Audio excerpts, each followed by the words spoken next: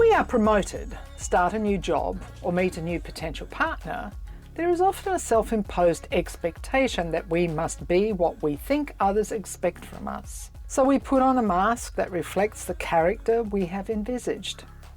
That later creates all sorts of problems. Join us as we explore how to understand ourselves to show up as our best, authentic selves and create inclusive teams.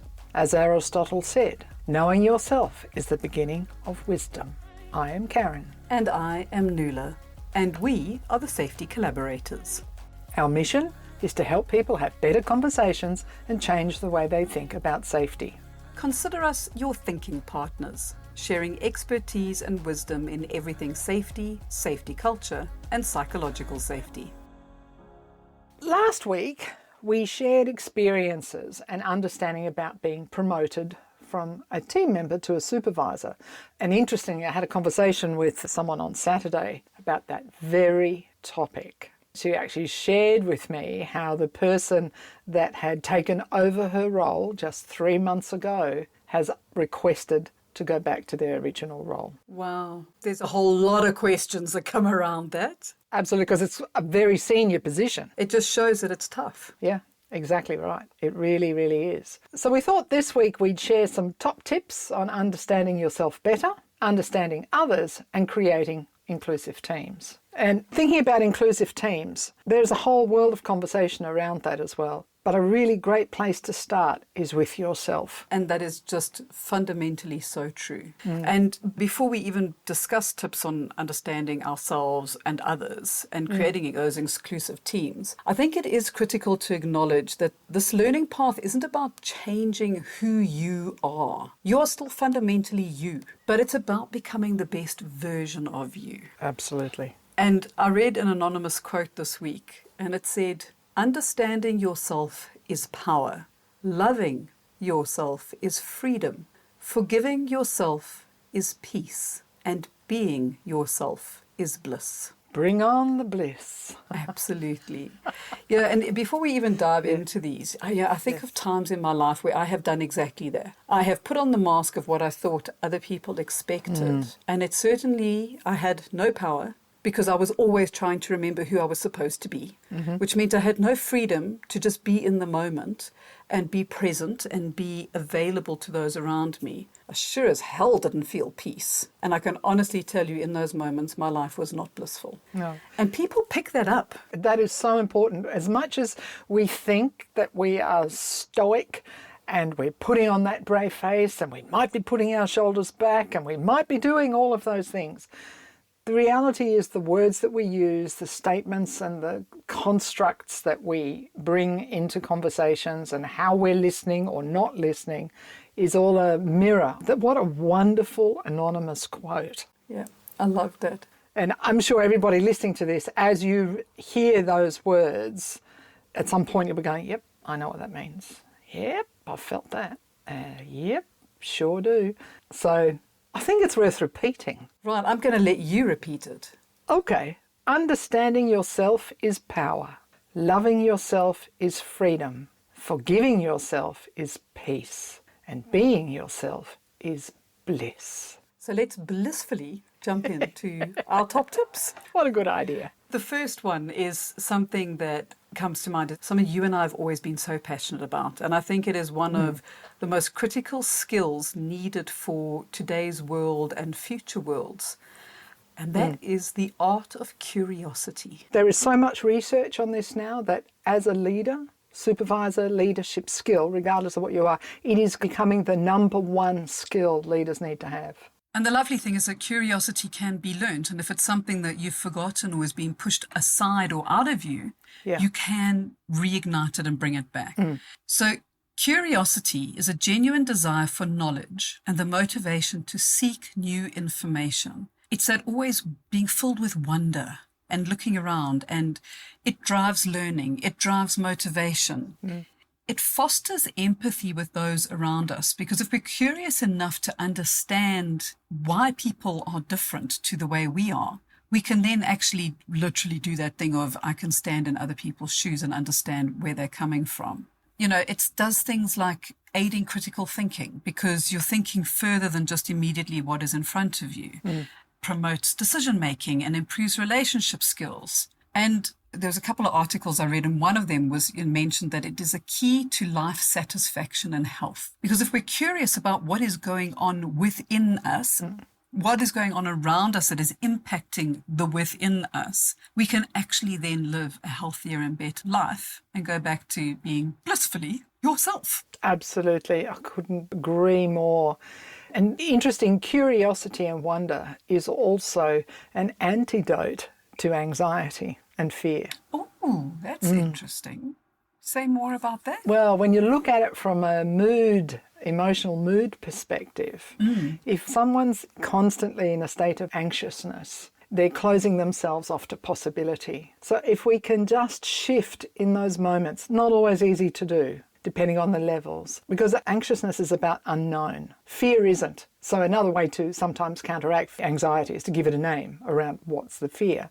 But often we can't do that. So maybe just shifting from a state of, okay, I know I'm anxious right now, but what can I be curious about? It might be minuscule, but it might be just enough to crack the anxiety, to let in a little bit of light into that mood that you may be fanning in. So yeah, I think I just made that up, but I like that. The antidote to anxiety is curiosity. I didn't. That's probably come from years of knowledge and experience, but yes. Exactly. I was going to say, and a lot of personal and team experience around that as well, and seeing how that plays out in the team. Well, we think of learning teams. We need curiosity. And it's not just using the 5 whys. It's a lot more than that. No. It's going to a far more open degree of curiosity and thought around what is happening in the system, in the people, in the processes that helps us learn and helps us grow as organisations. Pretend you're a kid. Well, I do. Sometimes a bit too regularly. My mother reminds me. She's like, oh my goodness, Nuala, could you just grow up? No, actually she doesn't. She usually joins in the fun. I was about to say, that is so not your mum. She'll be straight in there. No, brilliant, brilliant. Part of that curiosity is creating a bit of an understanding around self. So understanding the reasons you respond the way you do in certain situations. Like, how come I get on really well with some people, but others I just don't? And, I think we've used the quote before of, oh, I don't like that person. Best I get to know them better. And it's not always easy, but I think when you're a supervisor, when you're a leader, when you're in a position of power, it's essential that you get to know everyone in your team better and what makes them tick and what makes them them. Yes, and it's not about like or dislike. No, it's about understanding. Exactly, and it's more maybe about permission and respect than it is about whether I like or trust or, well, trust is a risk assessment as well, but yes. Yeah. So Karen, what are some of the ways that we can get to know ourselves better? Well, there's a whole world of diagnostic tools out there that you can take on board.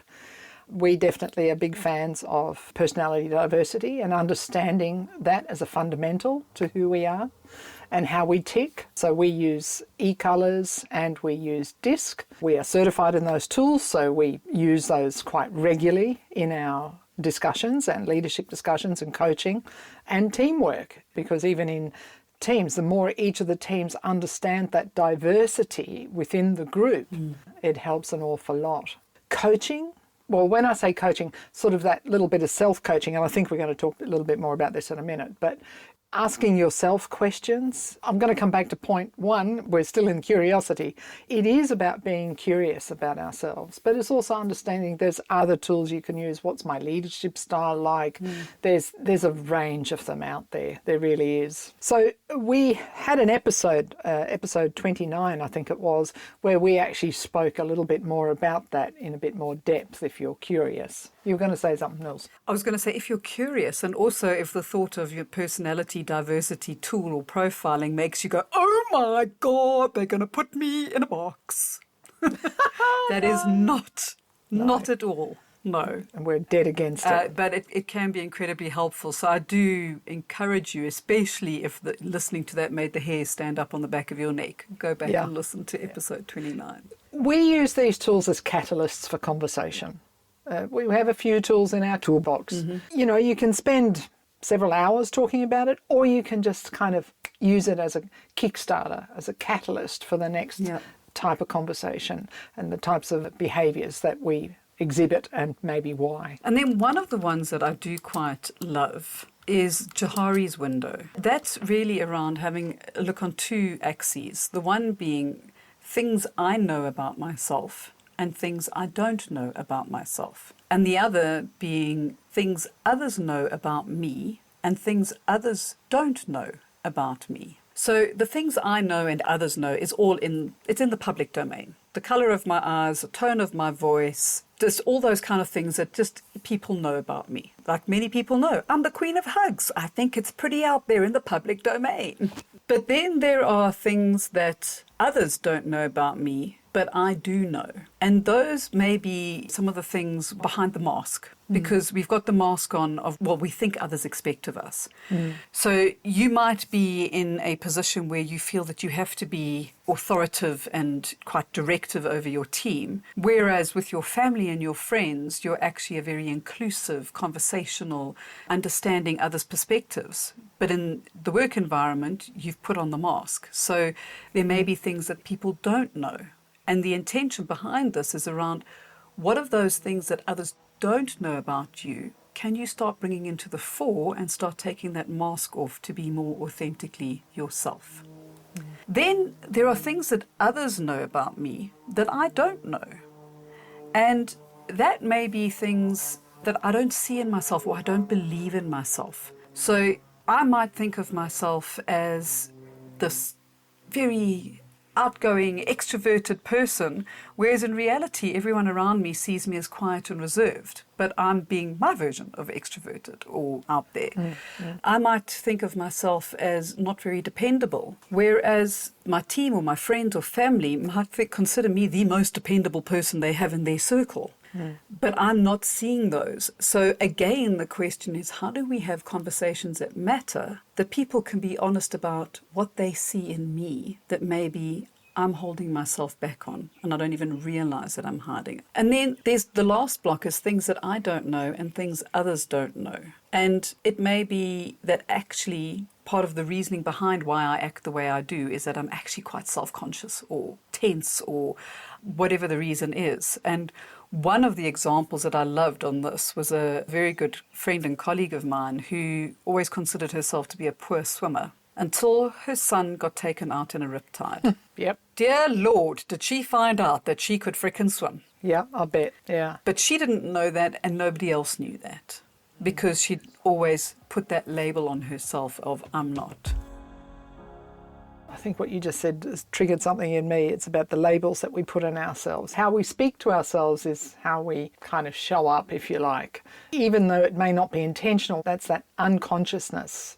I think what was coming to mind when I was listening to this was the inactivity, and I know we've had many people suggest this off and on over the years, and somebody has actually just asked me to do this for them, and that is to send a quick email or a text message or whatever to someone and say, if you were to describe me in 5 words, what would it be? And I mean, it's extraordinary what people come back with and you go, oh my God, I would never have thought about that. Right, so that's that things that we either don't know or we assume that we don't know or do know. So how they view you in 5 words, you know, use 5 words to describe me. You then choose how you want to live with that, but yes.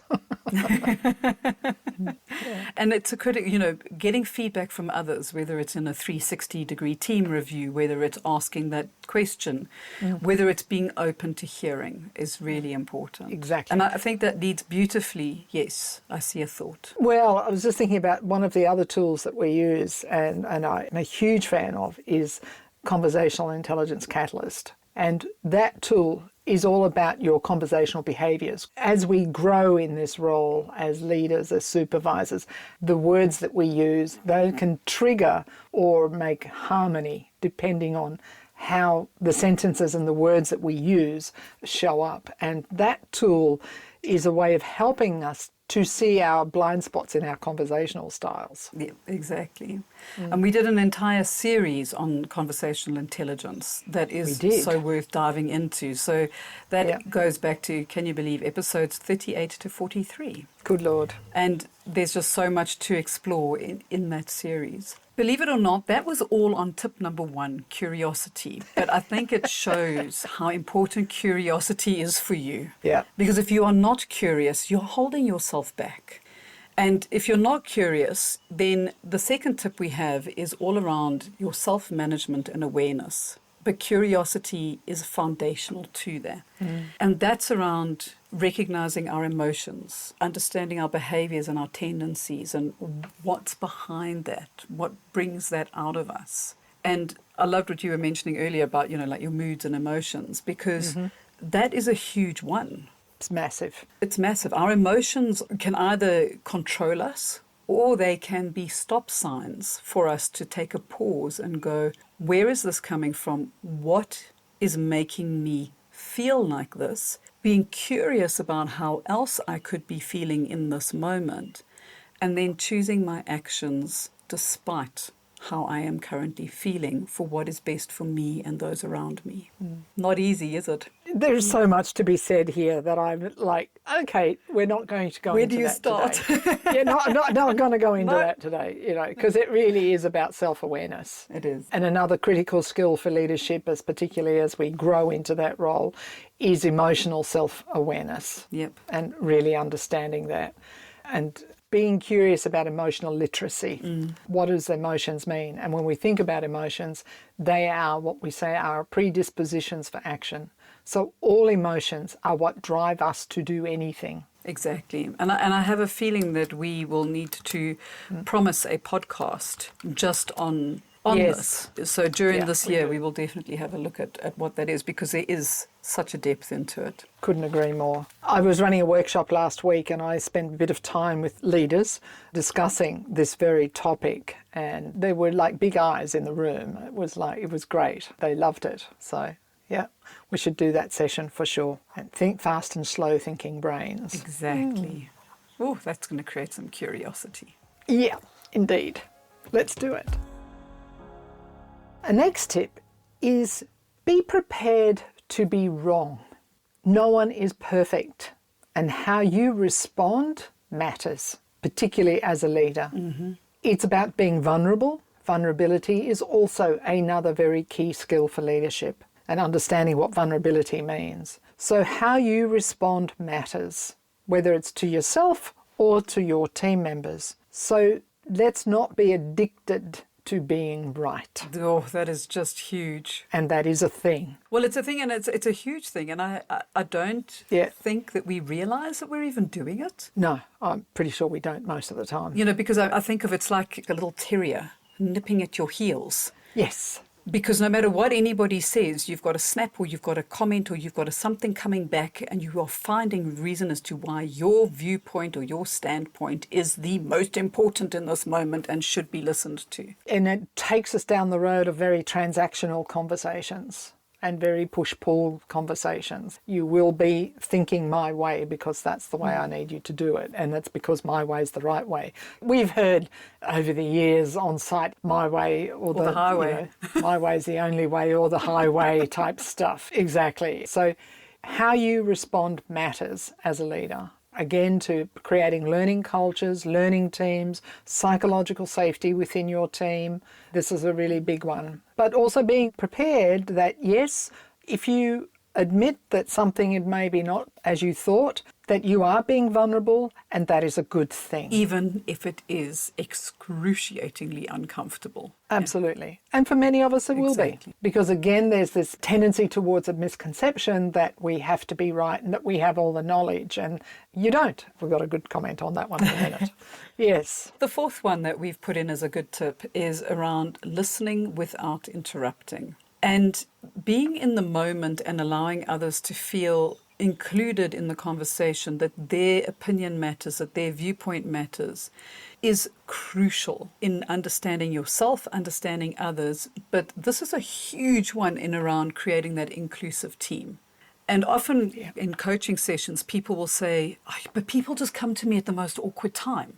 So I'm typing at the same time as trying to listen to them, or I'm actually supervising a job or observing a critical operation on site. And this is when someone's picked a moment to come and try and ask me a question or have a deep, meaningful conversation. And having the skill and the ability to say no or not now and set a time when you can give that conversation fair attention is so worth practicing, because the more we can do that, the more people will understand that it is coming from a place of care, and that when you have the time, they will have your undivided attention to be able to deal with their concern, regardless of whether that's a work concern, personal concern. So this crosses every relationship. It made me think when I was listening to you, think about this question, how do you feel if you're not being listened to or if you're being interrupted because you haven't had the time to finish your thought? Exactly. Or when you said something and you just realize that the person hasn't actually heard a word you've said. You just feel disrespected. Oh, yeah. Exactly. Yeah. So I think here the huge tip on this one is that silence is your friend, not your foe. Yes. It is absolutely. And especially if you're feeling a little uncertain, by not trying to talk over that uncertainty, but rather being quiet and listening for more. And a good tip, if you want to find out what's coming from the other person's mind or heart, you just say, that's interesting, what else? While you process. Favorite 2 words in the world, what else? Exactly. Yeah. But on that silence one, and it links to something we said in the Bridging Cultures series, is that often people are in multicultural teams of thinking in a different language and then having to process into the language that you're having the conversation in. Yeah. And silence just shows that deep respect that I'm giving you space and time to think. Perfect. Yeah. Which leads into ask questions for which you have no answers. Be curious. Funny about that It just word. keeps coming back. Right? It pops up all the time. It just keeps coming back, right? It's like a boomerang. Ha, ha, ha. Anyway, ask questions for which you have no answers. And don't be afraid of that. It is a misunderstood skill. And we've already said this a couple of times. There is too much of a misconception out there that we have to have all of the answers. I don't know anybody that had all the answers. Doesn't matter whether you're Einstein or someone else. They did not have all the answers, and they'd be the first people to tell you that. They kept iterating and being curious. We did a great episode recently, actually, episode 51, called The Question is More Powerful Than the Answer. Because until you actually ask questions for which you have no answer, you don't know what to answer. You don't know how you can be the best person or the most useful person in that moment. What does it that the other person needs, not so much what do you need? And I mean, it's lovely, and there are just so many hints and tips and ideas on how to do that. And learning to ask the right questions isn't easy, because it isn't a skill that we're actually taught. No, we're not. And so often we go down that path of we keep asking the same question, but we're not getting the answer we want. And it's like, well, actually, that's a good time to ask a different question. I've told them 10 times. And you look at them and you go, well, the same time to ask a different way. And they look at you going, what do you mean? Think about that for a minute. Exactly. The good news is that we can help you and your teams in actually learning how to ask better questions, because it's all around conversation catalysts and creating conversations that matter. And questioning is a very key component in that. And on the you don't have to know everything or you don't have all the answers, the next tip is around building the capacity to be comfortable in asking others. You are not Google, and it's not only okay to ask, I love that line. but it's also healthy to ask others, whether it's for help, to gain more knowledge, to ask for additional time or space or whatever it is that's needed. Asking others for input. And Karen, I mean, we've spoken about this a few times, is we've mentioned earlier, ask questions for which you have no answers. But sometimes it's really important to ask questions for which you think you have the answers and hear what others bring to the party. I think it's appreciating, and I think this goes back to not being addicted to your way is the only way. or not being addicted to being right. It's being curious and appreciating that you are not a lone ranger. You are part of a team. Make use of the team. People generally at the front line have the answer. Ask them. Yes. How many times have we said that in the last couple of weeks with clients? Don't try and figure out the solution on your own. No. Let us help you exactly. get the answers from your teams, because they know what they need. They just don't know how to tell you a lot of the time. Or there may not be that feeling of safety to ask the question, because this is a self-perpetuating cycle. If you're not feeling safe to ask your boss, then who's not feeling safe to ask you? And so it goes round and round and round. Yep. As we're working through these, every time we talk about it, it just shows just how every single level is another one into creating inclusive teams when we are open to actually embracing them. And a huge one is about investing in you, because it will change your life. And there's so many ways of investing in you. So how have you invested in yourself recently, Kaz? Oh, funny, I just threw in another one there. I do a lot of reading and I listen to podcasts. So there's that way you can learn through others, getting ideas. So through reading, through podcasts, through... I think also the other thing is doing things that are a little bit out of your comfort zone. Doing things like something that's actually completely unrelated to work sometimes. A hobby. So I recently, it could be a hobby, it could be, or just doing a few random things. So recently I decided to go and do something called the 9D breath work. Sounds a bit out there. It is, but it was amazing. It was absolutely amazing. It was doing something completely different to everyday life. And it's just enough to give you that little sort of shifts. And I think we were calling them glimmers this year. Yes. But yes, little... some shifts in all of this, and it helps to balance, and I think this is another one here, balance your own energy and to bring in the creativity that you do need to have as a leader as well. How do you be creative? Sometimes really difficult to do in the heat of the moment when you've got a whole pile of stuff that needs to get done, but being creative might be the way to help get that stuff done. I so often think of those moments of when everything is just becoming so overwhelming and we're not able to shift from anxiety to curiosity. That's usually when it is the best time to actually go and make a cup of tea. Yes. Walk away. Yes. And it's amazing how that 5 minutes, 10 minutes, half an hour of walking away can just create a completely different environment. And that is part of investing in you. And I think one of the really big ones that we have and have done a lot ourselves is coaching. So being coached. I think something else that's really important in here, and coaching is, there's a whole variety of different ways of looking at coaching, but generally it's about having one-on-one conversations with somebody that can help maybe bring out the best in you and help actually discover or make visible what we don't know about ourselves. And that is also then leads to our capacity to grow. So coaching is a very, very powerful tool, and that's why we use it. It's one of the tools that we use in all of our engagements. And it is also going to be, sorry, I just got a giggle. I've got this little tiny furry creature trying desperately to get into my lap right now, which is a bit inconvenient. Which, in case you're wondering, it's not just some random furry creature. Hopefully it's your cat. Yes, it most definitely is my cat. Clearly little Miss Shiloh is going, Mom, I think you need a break. Come on, little one. On the investing in you, last week when we were speaking about that transition into becoming a supervisor and how for so many people it is just such a lonely path. And that's where our dream of the Safety Leaders Hub was born from, because it's a massive part of creating a community where we can be curious, where we can ask others, where we can learn to ask different questions, we can be heard.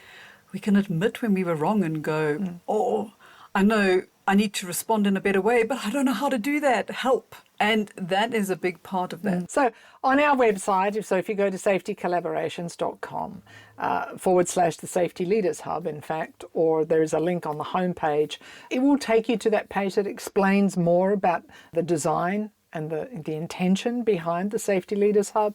You can sign up on that and be on the waiting list. It's not quite live yet. We're launching it in the next couple of months. So certainly go there and have a look at it and give us some feedback. It would be awesome. Mm-hmm. Lucky Last, I think, is one that I know personally I can do a little better at because whenever I do this, it is very powerful. And I like going back over the years and looking at random books that I've decided to journal in and reading through it. And I go, oh my, there was a bit of wisdom. Mm-hmm. Oh my, I've moved on from that. So journaling is a really powerful tool. I think what it really does is take time to reflect. It helps us to reflect.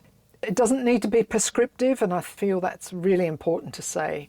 It literally is some place to do a brain dump. And it can be in any way. Emotional brain dump. Like for me, it's often poetry. Anyway. You know, my brain dump will be a poem about how I'm feeling in that moment or on that day about that experience. Other days, it'll be a 5-page diatribe of just emotional vomit.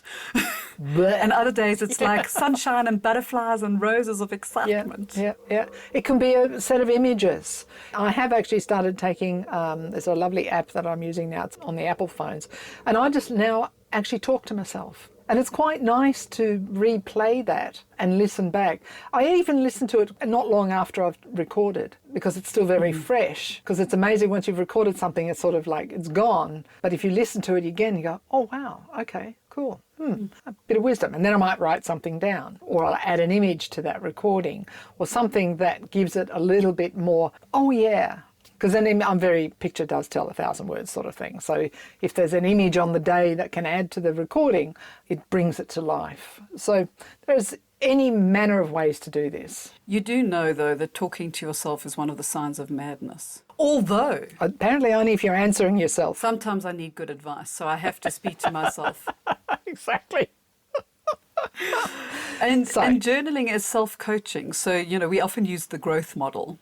And that is, you know, asking yourself those questions can really help you move through what are your goals, what is your current reality, what are your options, what way forward do you choose, what are the tactics that you need to build on to achieve this, and what are the habits that you need to have in place to maintain and have this as being consistent.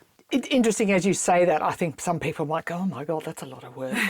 So I'm going to give you 3 more little questions. Okay, do the easy version. And it's not quick and dirty. It's just... Well, it's not necessarily easier. So the one is, what is the story that I'm running? What's the story I'm telling myself? What's the movie that's playing out in my head? And does that movie need to look a little different? What's at stake for me here? So... what do I need to shift? Why is it important? Because often we can just say, oh, I should be doing this or I need to do that or whatever. And that just goes out the window as fast as it came in, so to speak. So unless we say, well, what's at stake for me here if I don't do this or make an adjustment? And then what's missing? Simple as that, what's missing? So these are 3 other small questions that are very big.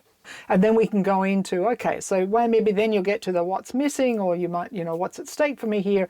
And then we start thinking, well, what do I need to do about it? And that's when I think the growth model is brilliant. It all ties into each other. Yeah. Or for the sake of what is actually one of my favourite questions. Are we making changes because you yourself feel that you need to make the change? Or is there some other external reasons why things might need to change? Because, I mean, people's careers can be on the line here. Exactly. So how do we help them? And when you're under stress, we get blinded by our own light. And I think these are also great ones of helping to take the mask off. Yes, very much so. And what's important about shifting? And there's a whole range of questions, but that's a pretty good start. By working with these tips and understanding yourself, you will be able to embrace how others are different and their strengths. Know how to make them feel included. And the fabulous result is you will have more inclusive teams. think the other real benefit there is that you may go back to our lovely anonymous moment. You may actually start to experience a little bliss. And what a joy that is in a daily thing. So how do we get there? Because tips are one thing, but turning these into reality can be quite a different story. And if you want to understand yourself and you want to understand others and create more inclusive teams, but you have no idea where to start, or you've listened to this and gone, that's really good, but I'm actually finding these 8 tips almost a little bit too overwhelming for where I'm at right now. Yep. Let's have an obligation-free conversation that matters to get you started. And it is as simple as booking a call at hello@safetycollaborations.com. And either Karen or I will connect with you and look forward to having that conversation. I might just add, actually, on the website, if you go to the contact page, you actually have direct connection to a calendar link. So feel free. So thank you for joining us today. It is always lovely to have conversations that matter. Our website, safetycollaborations.com, as we've mentioned a few times, clearly we're very proud of it, so go and have a look, because that's where you will find the show notes for this episode. You can leave us a message via the Message Us section. Follow us on LinkedIn, Safety Collaborations, Karen Ovari and Nuala Gage. And sharing is caring. We would love you to follow us on your favorite podcast platform, and please do press the follow button. Leave us a review. 5 stars would be awesome, because all of this helps to grow and share our collective conversations with those who maybe don't have somewhere to turn or who would just like to learn a little bit more. Till next week, stay safe and stay well.